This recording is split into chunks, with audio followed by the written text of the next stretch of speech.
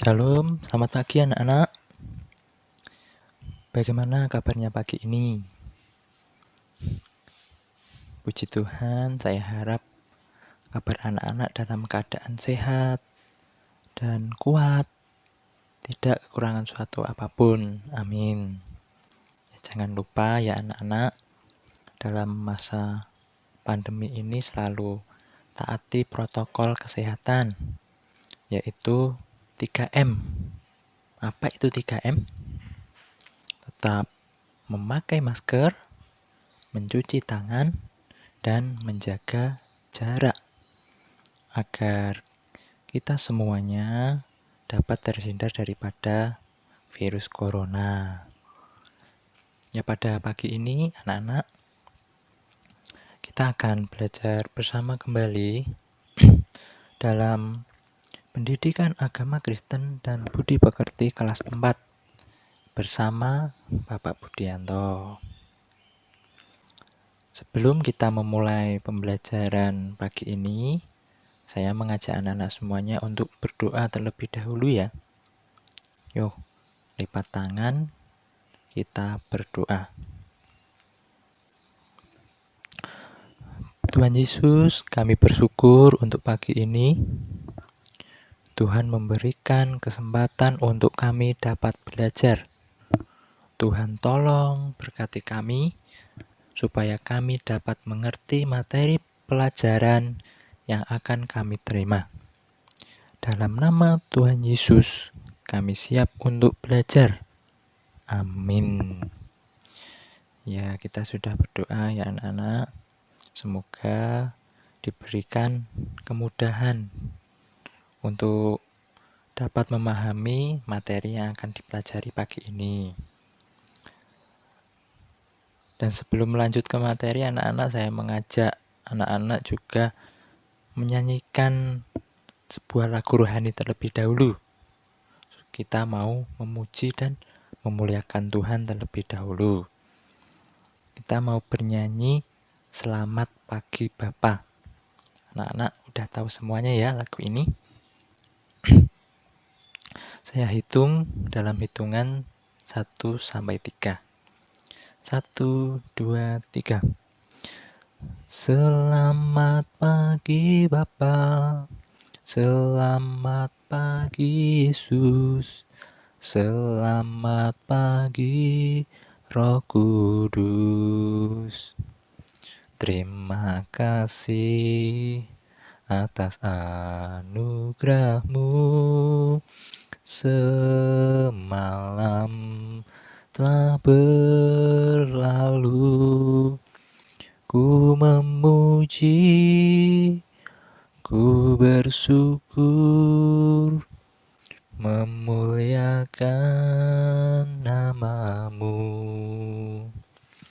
Allah Bapa, Putra Roh Kudus, terima kasih. Amin. Biarlah lagu atau pujian yang telah kita nyanyikan untuk kemuliaan nama Tuhan. Ya, pagi ini anak-anak kita akan lanjut pembelajaran kita pada materi yang ke-9, yaitu dengan judul materi itu Tuhan selamatkanlah kami. Dan ayat Alkitabnya itu dari Markus pasal 4 ayat 35 sampai 41. Tujuan pembelajaran hari ini anak-anak, diharapkan bahwa peserta didik atau anak-anak itu mampu mendaftarkan contoh-contoh cerita Alkitab yang menggambarkan pemeliharaan Allah. Yang kedua, peserta didik atau anak-anak itu mampu menceritakan contoh pengalaman pribadi yang menggambarkan pemeliharaan Allah. Dan yang ketiga, peserta didik atau anak-anak itu mampu mensyukuri atas pemeliharaan Allah dalam kehidupan sehari-hari. Yuk, saya mengajak anak-anak terlebih dahulu mempersiapkan Alkitabnya. Kita mau membaca dalam Markus pasal 4 ayat 35 sampai 41. Markus pasal 4 ayat 35 sampai 41. Bapak akan membacakannya. Dengan judul perikop, angin ribut diredakan. Pada hari itu, waktu hari sudah petang, Yesus berkata kepada mereka, "Marilah kita bertolak ke seberang." Mereka meninggalkan orang banyak itu, lalu bertolak dan membawa Yesus beserta dengan mereka dalam perahu, di mana Yesus telah duduk, dan perahu-perahu lain juga menyertai Dia. Lalu mengamuklah taufan yang sangat dahsyat, dan ombak menyembur masuk ke dalam perahu, sehingga perahu itu mulai penuh dengan air. Pada waktu itu, Yesus sedang tidur di buritan di sebuah tilam. Maka murid-muridnya membangunkan Dia dan berkata kepadanya, "Guru, Engkau tidak peduli kalau kita binasa?" Ia pun bangun, menghardik angin itu, dan berkata kepada danau itu, "Diamlah, tenanglah." Lalu angin itu reda, dan danau itu menjadi teduh sekali. Lalu ia berkata kepada mereka, "Mengapa kamu begitu takut? Mengapa kamu tidak percaya?" Mereka menjadi sangat takut dan berkata seorang kepada yang lain, "Siapa gerangan orang ini, sehingga angin dan danau pun taat kepadanya?" Amin. Ya anak-anak, pagi ini kita telah membaca firman Tuhan di dalam Markus pasal 4 ayat 35 sampai 41. Apa yang dapat kita pelajari anak-anak pada ayat ini? Nah, yang pertama, Yesus dan murid-muridnya itu menyeberangi danau Galilea. Jadi pada suatu hari, Yesus berbicara kepada orang banyak di tepi danau Galilea. Ia menceritakan kepada mereka banyak kisah tentang kerajaan Allah. Lalu orang banyak itu pulang, dan Yesus merasa letih. Kata Yesus kepada murid-muridnya, "Mari kita mendayung ke seberang danau." Seperti itu.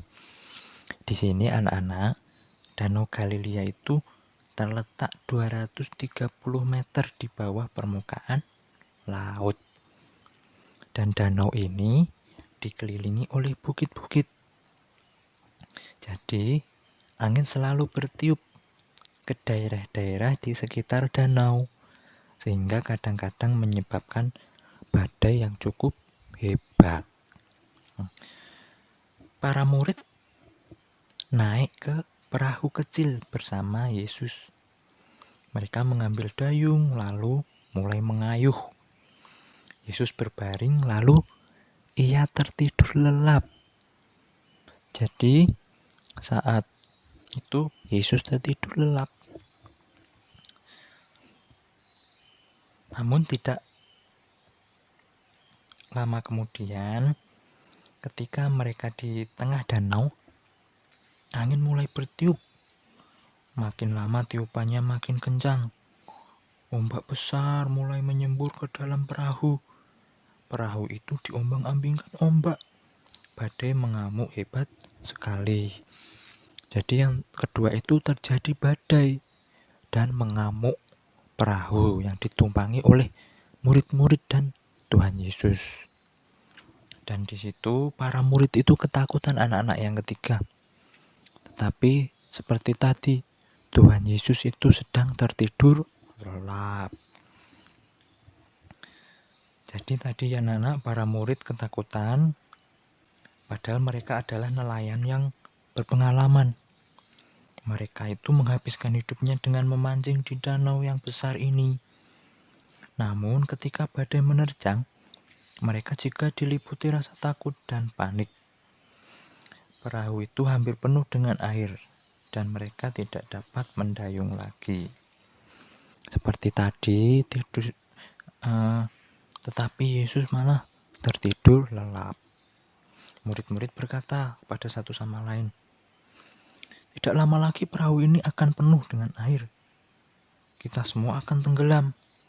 Akhirnya dengan berat hati, mereka membangunkan Yesus. Jadi para murid membangunkan Yesus yang keempat. Kata mereka kepada Yesus, "Tuhan, selamatkanlah kami. Kita semua akan tenggelam. Lihatlah badai itu." Kemudian Yesus segera bangun dan membuka matanya. Ia melihat ombak besar. Ia mendengar angin menderu. Yesus bertanya kepada murid-murid, "Mengapa kamu takut?" Berarti Yesus di sini tidak takut. Ia berdiri di perahu itu, angin bertiup kencang, dan ombak mengguncang perahu itu. Tetapi Yesus tetap berdiri. Nah, Yesus memandang ombak yang mengamuk itu. Kemudian Yesus memerintahkan angin berhenti bertiup. Dan ia memerintahkan ombak untuk diam. Seketika angin pun segera berhenti bertiup. Dan ombak berhenti mengamuk. Danau itu menjadi tenang sekali. Murid-murid saling berpandangan. Mereka berbisik satu sama lain, "Yesus sungguh hebat." Angin mematuhinya, dan air di danau pun taat kepadanya. Jadi yang kelima, Yesus meredakan badai dan ombak yang mengamuk. Nah, jadi anak-anak, di sini adalah cerita yang sangat luar biasa. Ketika Yesus meredakan badai dan ombak yang mengamuk di danau tersebut. Para murid di situ ketakutan. Kenapa kok takut? Ya jelas takut. Karena ketika badai dan ombak mengamuk, maka yang terjadi bisa tenggelam perahu yang ditumpangi mereka. Jadi para murid merasa takut seperti itu anak-anak. Tetapi di sini Tuhan Yesus memberikan keselamatan kepada mereka. Ini adalah hal yang sangat luar biasa. Ketika Yesus hanya bilang, "Diamlah, tenanglah," seperti itu. Dan tiba-tiba badai dan ombak itu segera reda dan tidak mengamuk lagi. Sehingga mereka semua selamat. Seperti itu anak-anak. Ini membuktikan anak-anak bahwa Tuhan Yesus itu selalu menyertai setiap kehidupan kita. Nah, ini anak-anak yang kita pelajari dari kisah tadi, seperti itu. Jadi manusia itu sangat bergantung kepada Allah. Kita anak-anak itu tergantung kepada Allah. Jadi kehidupan kita itu semua yang mengatur adalah Allah. Dan Allah yang memberikan keselamatan kepada kita. Yang kedua, manusia itu sangat terbatas dan membutuhkan penyelamat. Kita anak-anak sebagai manusia ini sangat terbatas, banyak kekurangan. Tetapi Yesus itu adalah penyelamat kehidupan kita. Yesus yang mampu menolong kita. Jadi, ketika kita mengalami permasalahan, persoalan, itu kita berserah kepada Tuhan. Kita meminta tolong kepada Tuhan Yesus. Maka ketika kita sungguh-sungguh anak-anak, pasti Tuhan akan menolong kehidupan kita. Amin. Jadi kesimpulannya anak-anak pembelajaran hari ini bahwa yang pertama, Tuhan Yesus memelihara kehidupan manusia.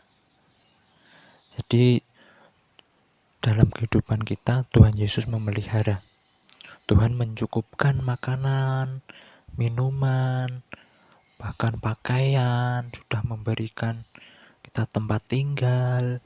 Itu adalah pemeliharaan Tuhan dalam kehidupan manusia.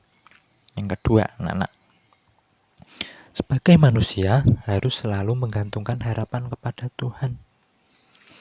Jadi anak-anak, kita sebagai manusia harus selalu berserah kepada Tuhan Yesus. Tidak boleh meminta tolong kepada hal-hal yang lain. Misalnya minta tolong kepada setan. Oh, seperti itu tidak boleh ya anak-anak. Kita harus selalu meminta tolong kepada Tuhan Yesus. Tuhan Yesus pasti akan menolong. Dan yang ketiga, melalui pengalaman hidup sehari-hari menjadi contoh bahwa Allah memelihara hidup kita.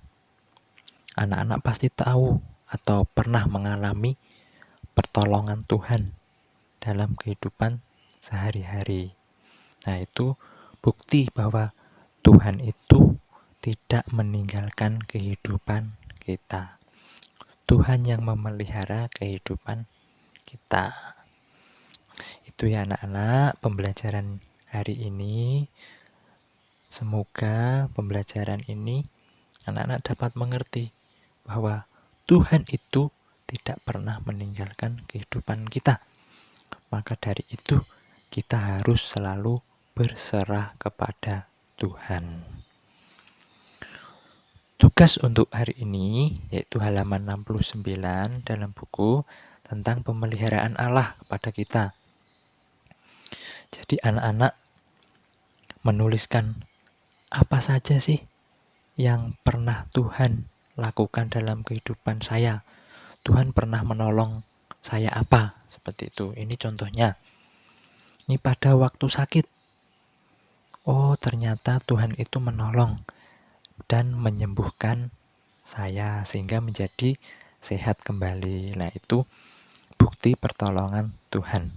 Nah, nanti anak-anak bisa melanjutkan apa saja yang menjadi pertolongan Tuhan dalam kehidupan kita sehari-hari. Itu ya anak-anak tugasnya. Dan kita akan mengakhiri pembelajaran hari ini dengan berdoa. Mari kita berdoa. Allah penyelamat, kami bersyukur atas pemeliharaan Allah dalam hidup kami. Teduhkanlah hati kami, jernihkanlah pikiran kami, agar kami mampu merasakan cinta dan kehadiran Allah dalam hidup kami. Semoga dengan merasakan cinta dan kehadiran Allah, kami makin berserah dan bergantung kepada Allah. Dalam nama Yesus Kristus Sang Penyelamat, kami berdoa. Amin. Begitu ya anak-anak. Semoga anak-anak dapat belajar dengan baik dan jangan lupa tetap jaga kesehatan. Terima kasih.